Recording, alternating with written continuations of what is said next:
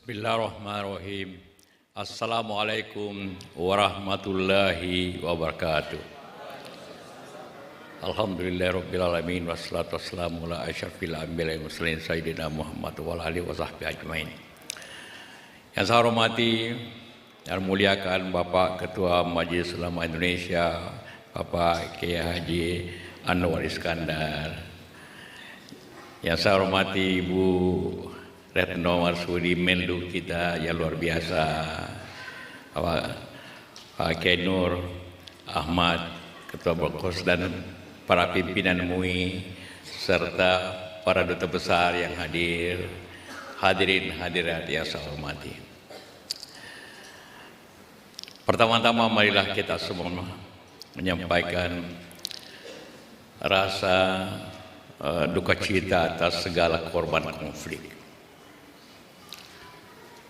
Semua Allah Subhanahu wa taala mendapat sebagai syahid tempat yang baik di sisinya.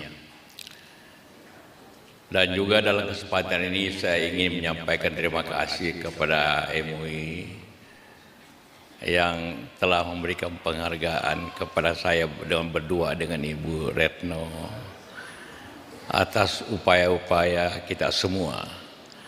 Dan upaya itu tidak terlepas daripada doa dan juga dorongan daripada bapak-bapak dan seluruh masyarakat Indonesia untuk melaksanakan baik ajaran agama, mendamaikan orang yang berkonflik.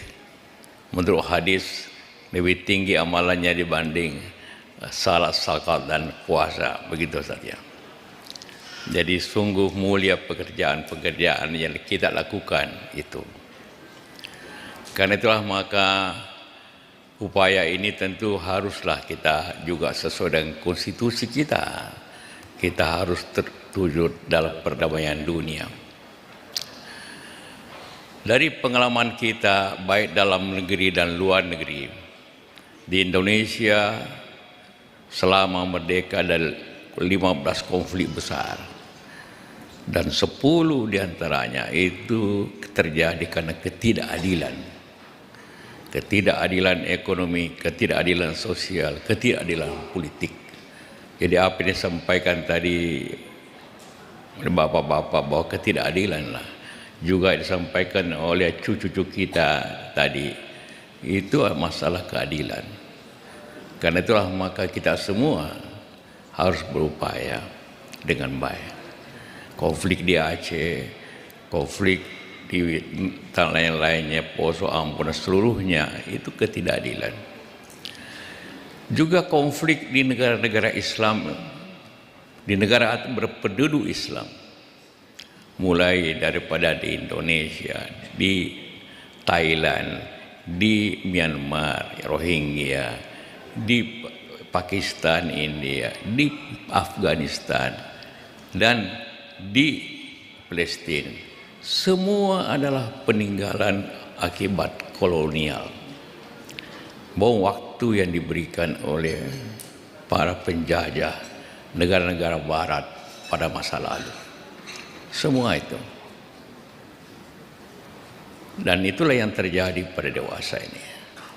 Konflik dengan dibarengi oleh peninggalan kolonial.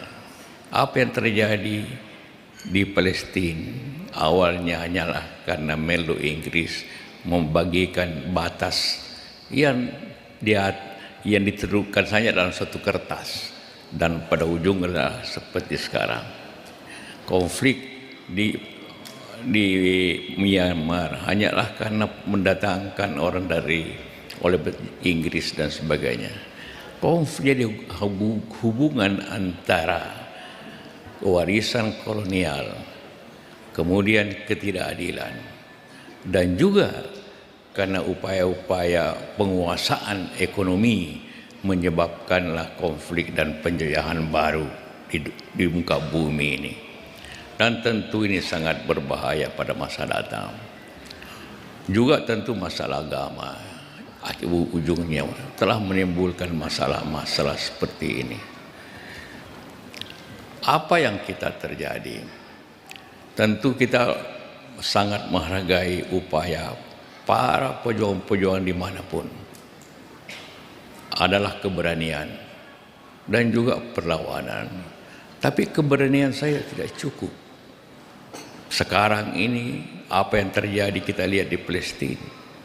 Keberanian para jihadis di Gaza, sekarang ini di Lebanon dan sebagainya. Luar biasa keberanian dan juga perjuangannya. Tapi kita tidak bisa melawan teknologi. Perang sekarang adalah perang teknologi yang kita tidak kuasai. Karena itulah maka pada masa datang tantangan kita bukan hanya tantangan dari pihak ingin menguasai, tapi tantangannya kepada teknologi. Negara-negara Islam tidaklah miskin. Banyak negara Islam yang kaya luar biasa. Negara-negara penghasil minyak di Timur Tengah sungguh luar biasa kayanya. Tetapi tidak bisa hanya dengan kekayaan, tidak bisa hanya keberanian, tapi teknologi mengalahkan semuanya. Karena itulah maka doa kita dan upaya kita bukan hanya dalam menghadapi. Kalau kita hanya berteriak, kita hanya rapat umum, kita hanya rapat akbar, kita hanya setelah itu pulang ke rumah dengan segala upaya-upaya doa kita, tapi tanpa upaya menguasai teknologi, maka negara-negara Islam akan terkuasai apabila kita tidak menguasai itu. Jadi jangka panjang adalah di samping menjaga keadilan dalam negeri dan dimanapun di dunia ini, maka penguasaan ilmu dan teknologi harus menjadi bagian daripada upaya kita masa datang.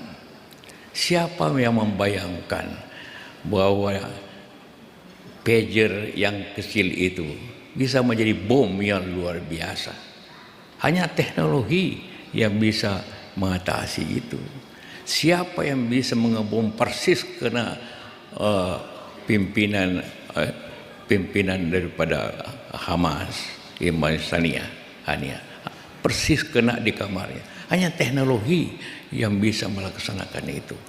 Keberanian tidak bisa melawannya. Walaupun kita menghargai Afghanistan, bahwa dengan keberanian dia melawan 3 negara besar penjajahnya, Inggris, Rusia, Amerika, dia bisa kalahkan dengan keberanian. Jadi keberanian, penguasaan teknologi, keadilan, itulah yang dapat menjadikan dunia lebih damai apabila kita terkebelakang. Tapi semua itu juga didasari kemampuan ekonomi. Tidak ada negara yang punya teknologi yang lebih tinggi apabila ekonominya tidak. Jadi semua masalah ini saling terkait. Tidak bisa hanya kita katakan, mari kita perang, beli senjata. Tidak. Semua terkait kemampuan ekonomi satu negara, pendidikannya yang kuat, teknologinya dia kuasai, kemampuannya untuk berperang, dan keadilan bangsa dunia inilah yang dapat mengatasi, menjadikan dunia ini lebih baik. Karena itulah khususnya bagi kita semua bangsa ini, Majelis Ulama dan kita semua, untuk turut serta dalam memajukan bangsa ini dengan penguasaan ekonomi, memperbaiki keadilan bangsa ini yang sangat timpang. Indonesia ini salah satu negara yang sangat timpang ekonominya dibanding dengan bangsa-bangsa lain. Karena itulah kita harus perbaiki. Kita tidak bisa hanya berkumpul di sini, berteriak di sini, mari kita ini hidup Palestina, hidup orang, tidak bisa. Netanyahu tidak peduli semuanya. Yang bisa mengalahkan itu hanya kemampuan teknologi. Saya katakan, yang bisa menghentikan perang di Palestina hanya 3 orang di dunia ini. Ialah Netanyahu, Yahya Sinwar sekarang Hamas, dan Presiden Amerika, siapapun presiden itu. Hanya 3 orang. Tidak ada negara lain yang bisa mendamaikan tanpa 3 orang ini. Semuanya tidak banyak. Marilah kita semua bekerja. Suatu negara tidak diabaikan apabila tidak punya kemampuan ekonomi yang kuat, tidak punya kemampuan pertahanan yang kuat, dan keberanian yang kuat. Itulah masalah yang kita akan hadapi dan kita harus perbaiki. Kenapa saya selalu bicara tentang pendidikan yang baik? Karena itulah yang dapat mengatasi masalah kita masa datang, dan itulah menjadi modal negara siapapun untuk hidup damai, hidup dan melawan ketidakadilan dunia ini. Semoga kita semua pada hari ini bersama-sama untuk hal tersebut. Terima kasih. Wabillahi taufiq hidayah. Wassalamualaikum warahmatullahi wabarakatuh. Waalaikumsalam warahmatullahi wabarakatuh. Terima kasih Bapak Dr. Haji Muhammad Yusuf Kalla.